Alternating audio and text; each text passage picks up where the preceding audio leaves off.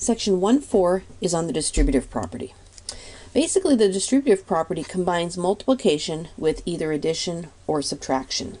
So for example, if I have A times the quantity B plus C, so some number or term times two terms that are added in parentheses, and let's say I can't add those two terms, it's not like a 3 and a 7, but it might be like an X and a 2, then I can take the A and distribute it to each of those terms. So that's going to be equal to A times B plus A times C.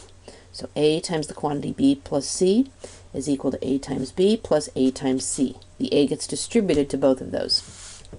Sometimes we have the A on the other side of the parentheses, and again it gets distributed in the same way, it just looks a little bit different.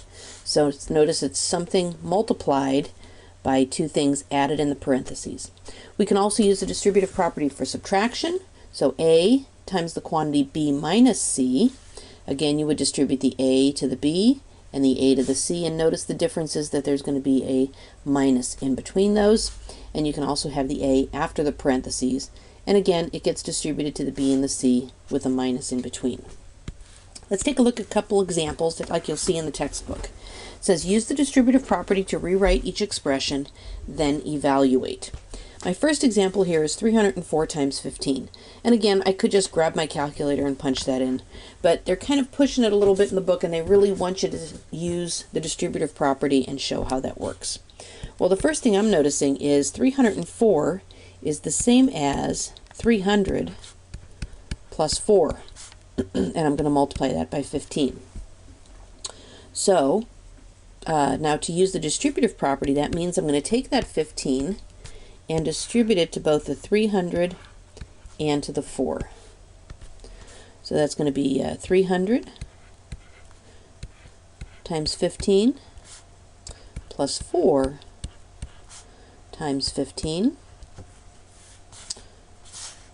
or 4,500 plus 60 for a final answer of 4,560. Again, this is a little contrived, but what they really want to do is force you to use the distributive property here by recognizing the fact that 304 is the same as 300 plus 4. For our second example here, we have 6 times 39. Well, I'm noticing 39 is pretty close to 40, so I can rewrite this as 6 times 40 minus 1, because 40 minus 1 is the same as 36. So I can rewrite this as 6 times 40 minus 6 times 1, which is going to be 240, minus 6 for a final answer of 234. So go ahead and show how 39 is the same as 40 minus 1, and then how you distributed, I didn't actually draw the arrows there, how you distributed the 6 to both of those terms.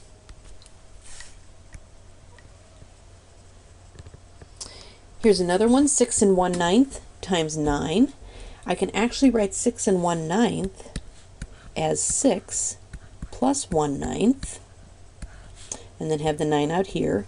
Now don't get confused because I moved parentheses around. The parentheses here in the original problem around the 9 just mean multiplication. I could have just as easily put them around the 6 1/9. But when I break down 6 1/9 into 6 plus 1/9, I do have to put parentheses there.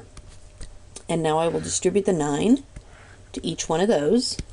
And again, this is just kind of showing you that you can actually use some mental math to do this. 6 times 9 plus 1/9 times 9 is going to give me a 54, plus 1/9 times 9 is just equal to 1 for a final answer of 55. And for my last example here, there's nothing to break down, so it's just going to get the negative 4 is going to get distributed to the 3x, and the negative 4 will get distributed to the negative 2. So that's going to be the same as a negative 4 times 3x minus 4 times a negative 2, and that's the tricky part. Don't forget to keep that minus in front of the 2 there. Okay, so now multiplying, that's going to give me a negative 12x, and negative 4 times negative 2 is going to give me a positive 8. Like terms. Like terms are terms that have exactly the same variables raised to exactly the same powers. And you've probably heard the term before, combining like terms. So that's what we're going to be taking a look at doing here. So like terms in this, well, here I have 3x squared plus 5x minus 6x squared. So the 3x squared and the negative 6x squared, I'll go ahead and circle those are considered like terms because they have exactly the same variable, x, raised to exactly the same power, and that is squared. And notice how I grabbed the minus in front of the 6. Definitely do that. So those two terms could actually be combined because they have the same variables raised to the same powers. Okay? And then my term here in the middle, 5x, is the only one of its type. There's no other terms that have just an x in them. Okay? So the distributive property shows that like terms can be combined by combining their coefficients. Okay? So it's basically like taking the 3 and taking the negative 6 and adding those two together, okay, or combining those two and then putting it in front of the x squared.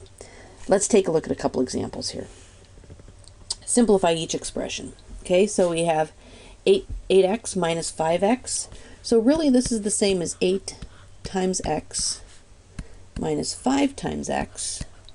And we can kind of do the distributive property backwards and say that's going to be the same as 8 minus 5 times x, which gives me 3x.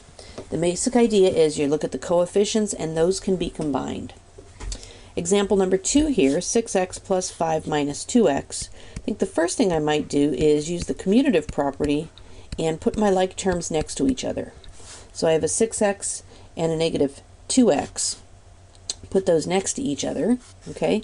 And out of those two, right there, I could actually write that as a 6 minus 2, and that's times x plus 5. 6 minus 2 is 4, so that's going to give me a 4x. I'm sorry, did I say minus 5? I meant a plus 5. Plus 5. Okay? So distributive property says that we can combine like terms by combining their coefficients. And my last example here, first thing I need to do is distribute the 8 to both of those, and then I can combine like terms. I'm going to skip some steps here, not show all of the work. So 8 times 3xy, I multiply the coefficients, that's going to give me a 24xy, and then 8 times negative 2x is going to give me a negative 16x. And notice the 8 does not get distributed to the 4x because that's being added, not being multiplied, so I'll just have a plus 4x here. Okay. These here are like terms because they both have just an x. This term here also has a y, so I can't do anything with that. So that's going to stay 24xy, and negative 16 plus 4 gives me a negative 12x. So just a reminder, when you're using the distributive property, make sure that you distribute what's outside the parentheses to both terms inside the parentheses. Okay, and as we saw with some of the previous problems, you might have to contrive it a little bit so you can do a little bit of mental math. Also remember that like terms have exactly the same variables raised to exactly the same powers, and you can combine those by combining the coefficients.